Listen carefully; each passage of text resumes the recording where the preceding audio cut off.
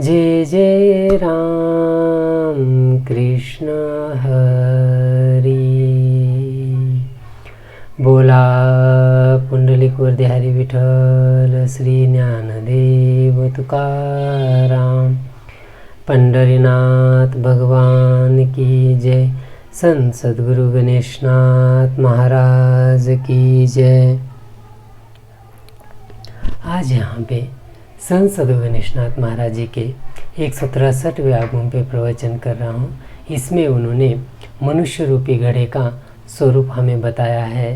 कहते हैं कि जब परमेश्वर ने ये संपूर्ण सजीव सृष्टि बनाई तब हर किसी का एक महत्व है। इस सृष्टि में हर किसी का एक पर्टिकुलर स्वभाव है, उस स्वभाव अनुरूप हर कोई जीता है। वैसे ही ये जो मनुष्य रूपी घड़ा है जब परमेश्वर ने बनाया तो उसके पीछे ये उद्दिष्ट था कि अन्य पशु प्राणियों को उतना विवेक नहीं कि वो परमात्मा स्वरूप जान सके, खुद का चैतन्य स्वरूप जान सके। इसलिए उतना विवेक, उतना सामर्थ्य इस मनुष्य को भगवान ने दिया, परंतु हम वो करने के जगह पशुवत जीकर मर जाते हैं। ये बहुत हानि है इस मनुष्य देह को आकर भी। तो इसलिए मनुष्य देह का सर्वोच्च उद्दिष्ट अगर क्या होगा तो यही है कि सर्वाभूति परमेश्वर को देखना या खुद के अंतःकरण में परमेश्वर स्वरूप देखना, ये बहुत जरूरी है। इसलिए कहते हैं कि हर प्राणी का शरीर पंच महाभूतों से बना है। जैसे कि एक मिट्टी का घड़ा बनाने वाला घड़ा बनाते वक्त वो किस उपयोग में आएगा ये सोचकर बनाता है, बिल्कुल वैसे ही यह मनुष्य देह परमेश्वर ने चैतन्य स्वरूप जानने के लिए बनाया। बिल्कुल सही।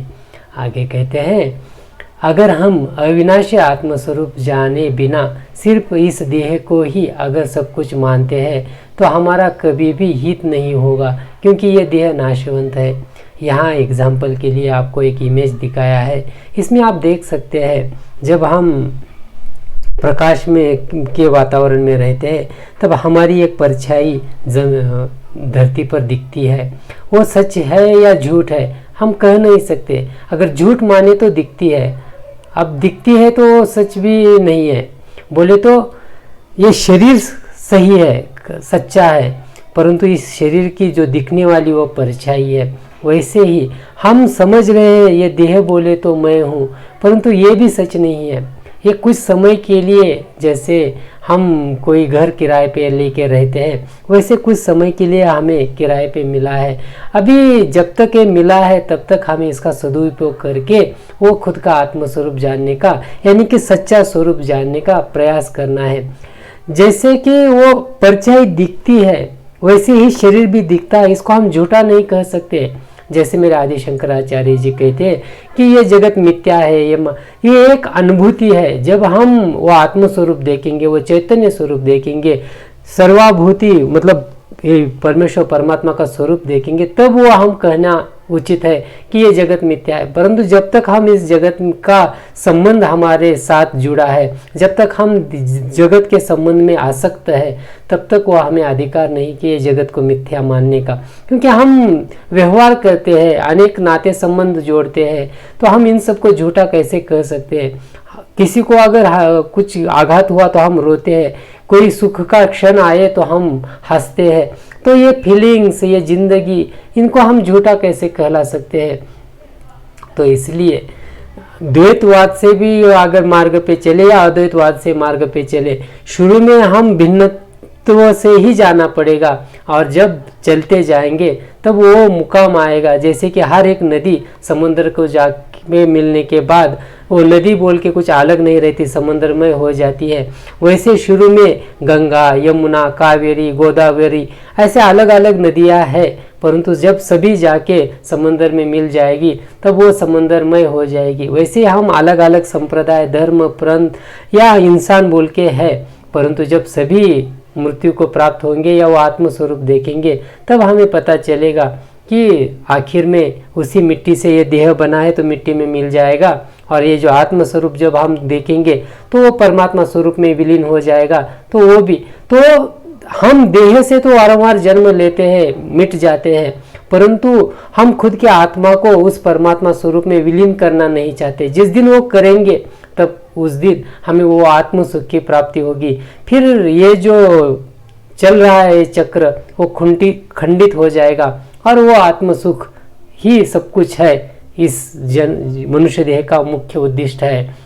काम, क्रोध, दंभ, अहंकार और अभिमान, इन बातों के कारण हम इस मनुष्य देह का मुख्य उद्देश्य जान नहीं सकते। क्यों नहीं जान सकते हम वो आत्मस्वरूप? तो उसके पीछे कुछ रीजन है, पर्दे है। बोले तो आईने के ऊपर अगर धूल पड़ी है तो हम हमारा मुख उसमें देख नहीं सकते। अगर देखना है तो क्या करना पड़ेगा? वो धूल हटानी पड़ेगी, हटाने के बाद ही हम देख सकते हैं। वैसे ही ये आत्मा के ऊपर अहंकार, गर्व, ये षट विकार, इनका एक जाला है और वो निकालने के बाद ही हम वो आत्म स्वरूप देख सकते हैं। इसलिए कहते हैं कि जब तक हम ये अहंकार, चाहे फिर ज्ञान का हो, देह का हो, संपत्ति का हो या किसी भी बात का हो, उनको जब तक हम बाजू को करके हाँ अकेले में बैठ के खुद को नहीं सोचेंगे, दुनिया ने जो नाम दिया, दुनिया ने जो भूषण दिया, उन बातों को छोड़कर अगर खुद को सोचेंगे कि मैं कौन हूँ, तब यानी कि तत्वमसी, मेरे आदि शंकराचार्य कहते हैं कि ये इंसान की जब परमार्थिक कार्य का जो परमार्थिक मार्ग जो चलने लगता है, तो शुरू की अवस्था क्या होगी, उसको कौन सा सवाल उसके दिल में रहना है, तो मैं कौन हूँ, तत्वमसी। और वहाँ से शुरू होने के बाद आखिर में उस डेस्टिनेशन पे जाएगा, वो है अहम ब्रह्मास्मि, यानी कि मैं ही ये जगत हूँ। ये आंसर है उसका। परंतु ये जर्नी हमें करना पड़ेगा और उसका स्वरूप आगे कहते हैं कि संत सद्गुरु गणेशनाथ महाराज जी कहते हैं कि इस भवसागर से पार होने के लिए हमें, यानी कि हर किसी को एक्सपीरियंस लेना है। दूसरों के मुख से सुना हुआ ज्ञान मार्गदर्शन है, दूसरों के मुख से सुना हुआ ज्ञान उनका अनुभव है, परंतु अगर हमें उस स्वरूप को जानना है तो हमें खुद ही साधना करनी पड़ेगी। इसलिए परमेश्वर परमात्मा का चिंतन करना जरूरी है, परंतु देह संबंधी आसक्ति के कारण हम वो कर नहीं पाते। ये बिल्कुल सही है। देखिए, जब हम खाना खाते हैं तो खुद के पेट के लिए खाते हैं, जब हम कुछ काम करते हैं तो खुद के हाथों से काम करते हैं।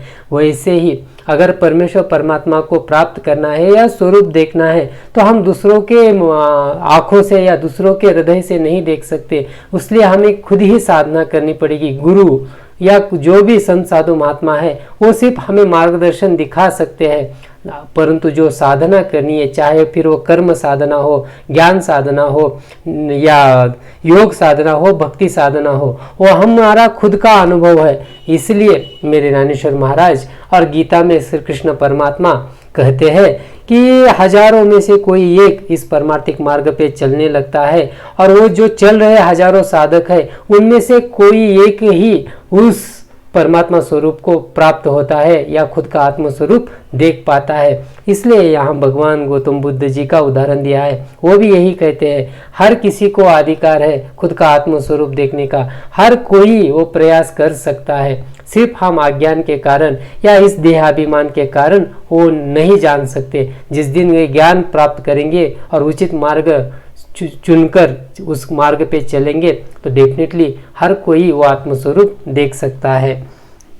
गणेशनाथ गणेशनाथ गणेशनाथ गणेशनाथ गणेशनाथ गणेशनाथ गणेशनाथ गणेशनाथ। बोला पुंडलिक वरदेहरी विठ्ठल, श्री ज्ञानदेव तुकाराम, पंढरीनाथ भगवान की जय, संत सद्गुरु गणेशनाथ महाराज की जय।